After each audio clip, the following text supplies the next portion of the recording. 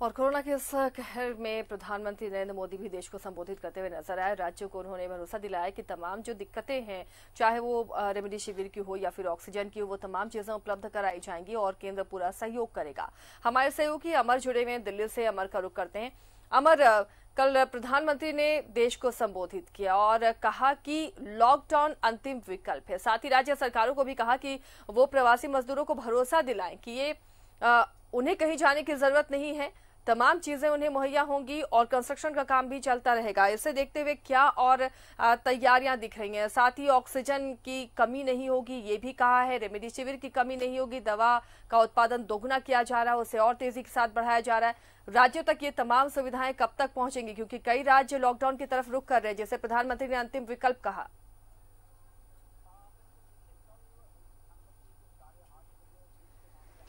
बिल्कुल, देखिए, कल प्रधानमंत्री को 8:30 बजे देश के नाम संबोधन की बात अगर आप करें तो मुझे लगता है कि वो सबसे ज़्यादा ज़रूरी था। ज़रूरी इसलिए था कि पूरा देश इस बात में आशंकित था कि आखिर क्या होगा, क्योंकि हर ओर से जो है मरने की खबर, कोरोना पॉजिटिव होने की खबर, महाराष्ट्र लें, दिल्ली लें या बिहार लें या फिर झारखंड लें, पूरे देश से ये खबरें आ रही थी, लेकिन सांत्वना देने वाला कोई नहीं था।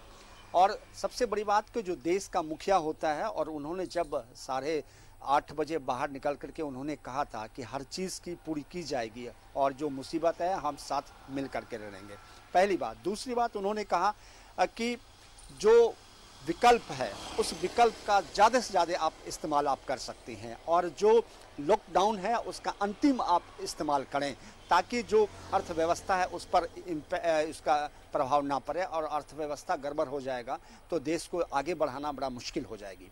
तीसरी बात जो उन्होंने कहा कि ऑक्सीजन की कमी नहीं होगी, चाहे वो ट्रेन से हो या फिर बाय रोड हो या फिर प्लेन से हो, हर राज्य को मुहैया करवाया जाएगा। ऑक्सीजन की पूर्ति के लिए जो फार्मासिस्ट कंपनियां हैं या फिर जो कंपनी उसका प्रोडक्शन करते हैं, उनको कहा गया है कि आप ज़्यादा मात्रा में इसका प्रोडक्शन करें, इसकी भी पूर्ति की जाएगी।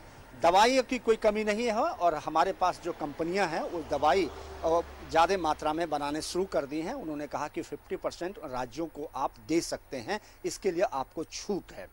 सवाल उठता है कि जो प्रधानमंत्री का ये कहना, ये संबोधन लोगों के लिए एक मृत प्राय लोग हैं, जो या कह सकते हैं कि आप जिनको ये लग रहा था कि अब क्या होगा, उसमें एक थोड़ा जान जरूर आया होगा। राज्यों को भी एक सहूलियत हुई होगी कि प्रधानमंत्री सामने खड़ा होकर के आप बोल रहे हैं, लेकिन कितना जल्दी उनको ऑक्सीजन मिल जाए। महाराष्ट्र और दिल्ली की अगर बात करें तो दिल्ली में ना तो ऑक्सीजन है, महाराष्ट्र में भी ऑक्सीजन नहीं है। अति आवश्यक है यहाँ ऑक्सीजन को यहाँ पर पहुँचाना, क्योंकि हॉस्पिटल की जो स्थिति है आप देखेंगी तो आपको आश्चर्य होगा कि लोग गलियों में, सड़कों पे ऑक्सीजन लेकर के अपने मुंह में लगा करके घूम रहे हैं। तो ये हालात है।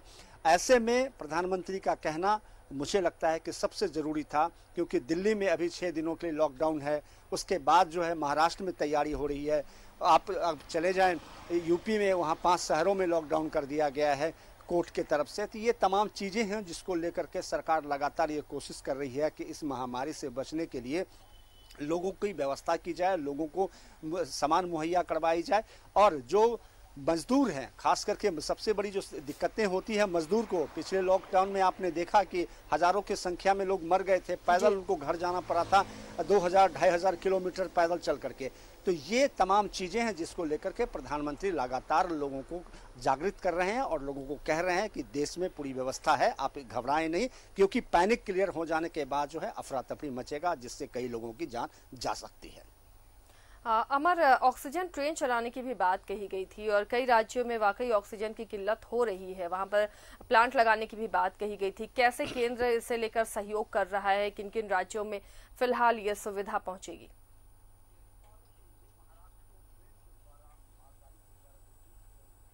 देखिए, ये महाराष्ट्र को ट्रेन के द्वारा, मालगाड़ी के द्वारा, जो गुड्स ट्रेन है उसके द्वारा भेजा गया है ऑक्सीजन की। रही बात दिल्ली की बात, दिल्ली में भी ऑक्सीजन को भेजने की तैयारी है। दिल्ली को भी ऑक्सीजन मुझे लगता है 24 घंटे के अंदर मिल जाएगा, जो सरकार का अपना एक बयान है। उसके बाद आप यूपी चले जाएं, क्योंकि देश का सबसे बड़ा सूबा है और इसमें भी ऑक्सीजन की कमी आ रही है, लोगों को जो बीमार पड़ रहे हैं, और वहाँ भी भेजने की, हर राज्यों में भेजने की अब तैयारी हो रही है।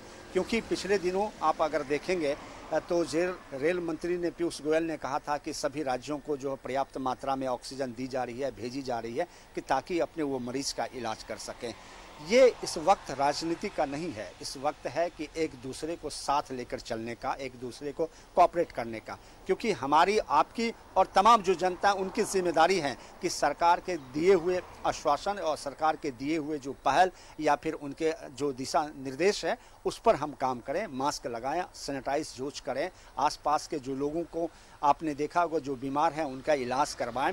और अगर आप उससे भी बच जाते हैं तो प्रधानमंत्री ने एक लाइन उन्होंने कहा था, मैं युवाओं से निवेदन करता हूं कि अपने आसपास के इलाकों में जो है जो कोविड का एक रूल्स है, गाइडेंस है, उसको फॉलो करवाएं, ताकि अगर आप फॉलो करवाते हैं तो जो संख्या है उसमें ब्रेक लगेगा, जो चैन है उसको तोड़ने में हम सफल होंगे। और सारी जिम्मेदारी पुलिस की नहीं है, हम नागरिक होने के नाते हमारी भी जिम्मेदारी है। लगातार प्रधानमंत्री ये कह रहे हैं कि आप सजग रहिए और अपने आसपास के लोगों को भी सजग कीजिए, उन्हें बताइए कि अगर कोविड का जो रूल्स रेगुलेशंस है उसको अगर फॉलो नहीं करेंगे तो ये समस्या बढ़ेगी। फाइन देना या फिर पुलिस जो फाइन या चार्ज जो कर रही है वो एक अंतिम निर्णय है, लेकिन अगर हम सजग रहते हैं तो इस लड़ाई को हम जीत सकते हैं और इसे हम हरा सकते हैं।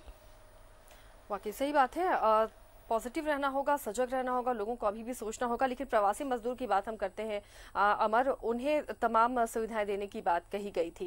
कंस्ट्रक्शन दिल्ली में बात करें तो बड़े पैमाने पर झारखंड से वहां मजदूर जाते हैं और पहले लॉकडाउन के बाद फिर से मजदूर ने पलायन भी किया था। अब लॉकडाउन की तमाम खबरों के बीच में, लॉकडाउन के बीच में कंस्ट्रक्शन कार्य तो वहां बंद नहीं कराए गए हैं, लेकिन क्या मजदूर अपने आप को सेफ वहां पर महसूस कर पा रहे हैं या फिर उसी तरह पलायन उनका चल रहा है?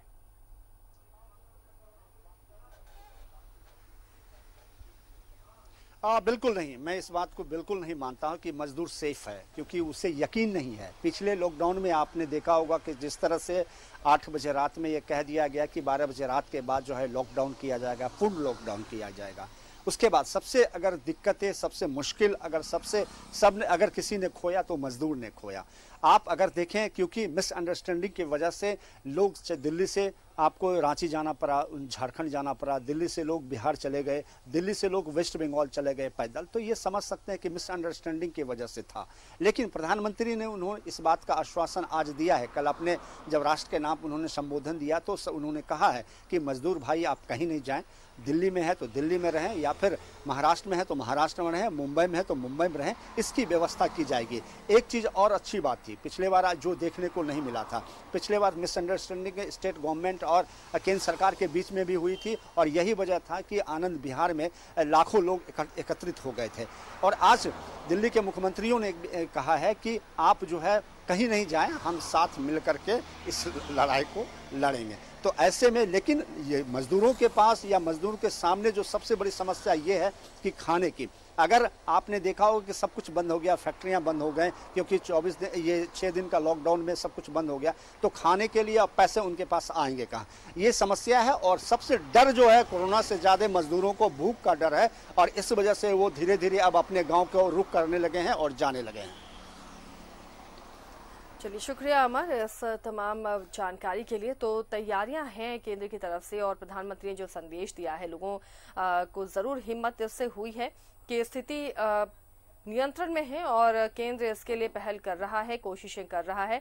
राज्य सरकारों को भी पीएम ने कहा था कि लॉकडाउन को आखिरी विकल्प रखें। साथ ही ये भी नसीहत दी थी कि जो प्रवासी मजदूर हैं वो पलायन ना करें, इसके लिए तमाम इंतजाम राज्य सरकार करे, जो जहां है वहीं रहें, पैनिक होने की जरूरत नहीं है।